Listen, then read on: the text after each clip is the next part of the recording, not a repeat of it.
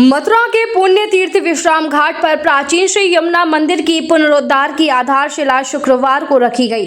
कार्यक्रम में मुख्य अतिथि श्री माथुर चतुर्वेद परिषद के संरक्षक और अखिल भारतीय तीर्थ पुरोहित महासभा के संरक्षक महेश पाठक ने आचार्य और विद्वान पंडित संग यमुना पूजन किया और ईंट पूजन कर जीर्णोद्धार की आधारशिला रखी।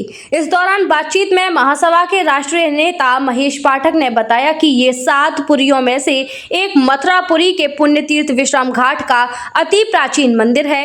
ये काफी महत्वपूर्ण मंदिर है। मुक्तिदायिनी श्री यमुना जी के मंदिर जीर्णोद्धार की कड़ी में आज ये पूजन हुआ है। जल्द ही इसे भव्य और दिव्य बनाया जाएगा। ये काफी आकर्षक होगा। उन्होंने तीर्थ विकास परिषद के कार्यों की सराहना की। कहा कि गुप्त लुप्त तीर्थ मंदिर का जीर्णोद्धार अच्छा कार्य, लेकिन साथ ही उन्होंने सरकार के मंदिर अधिग्रहण की नीयत पर आपत्ति जताई। रंजन की आराध्य मां यमुना के मंदिर के जीर्णोद्धार को लेकर के प्रयास किए गए हैं, जिसका सार्थक स्वरूप भी नजर आया है। क्या व्यवस्था है, किस तरीके से इसको आगे संपर्क कराया जाएगा? तो सबसे खुशी की बात तो ये है कि आज यमुना जी के भव्य मंदिर के निर्माण की आधारशिला रखी गई और आपने देखा कि मंदिर तक यमुना जी खुद पधार गई।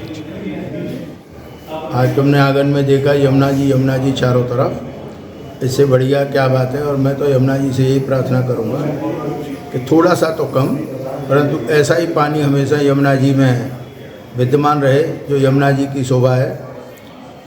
सरकारें तो कुछ नहीं करती, परंतु यमुना जी ने अपनी व्यवस्था खुद की। तो आज इस मंदिर का पूजन किया गया निर्माण के लिए। सभी चतुर्वेदी बांधव और आरती वाले इसमें मौजूद रहे और ये मंदिर ग्राउंड +1 बढ़िया उस पर डोम बनके ये तैयार होगा, क्योंकि जैसा कि यमुना जी सबकी आराध्य है, जन जन की आराध्य है। देश विदेश यहाँ लाखों आदमी दर्शन करने आते हैं। तो ये एक जिज्ञासा हुई, कुछ भक्तों ने कहा कि यमुना का भव्य मंदिर बने।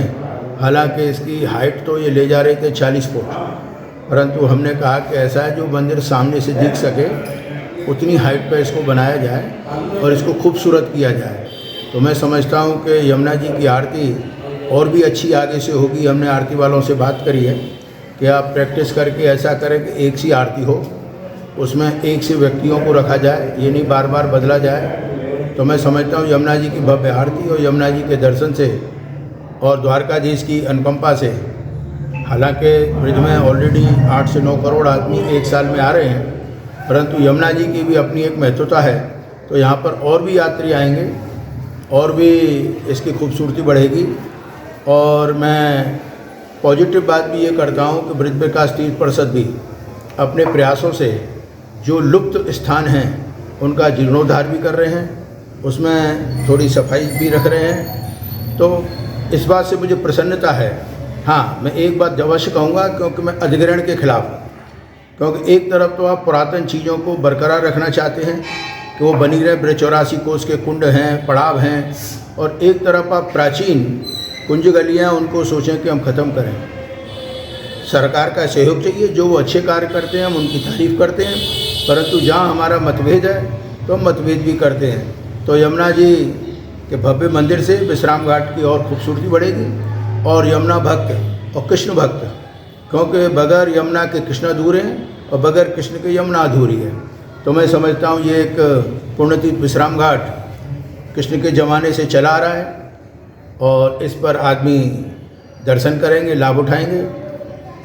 तो बहुत बहुत यमुना जी की अनुकंपा कि उन्होंने मुझ जैसे को चुना यमुना पुत्र को आज के पूजन के लिए। तो यमुना जी की सब पर अनुकंपा बनी रहे, सबकी समृद्धि हो। धन्यवाद। जय यमुना मैया की, जय गिरिराज, जय हिंद, जय भारत। उपल नर्सिंग होम, जहां आपको मिलती हैं विश्व स्तरीय चिकित्सकीय सेवाएं, आंखों की जांच, डेंटल सर्जन, आई केयर सेंटर आदि अन्य सुविधाएं केवल एक ही छत के नीचे। उपल नर्सिंग होम, जहां के प्रमुख डॉक्टर्स हैं विशाल उप्पल, डॉक्टर जयति उप्पल, डॉक्टर वीना उप्पल, डॉक्टर RK उप्पल। उपल नर्सिंग होम, शंकर विहार, बैंक कॉलोनी, मथुरा।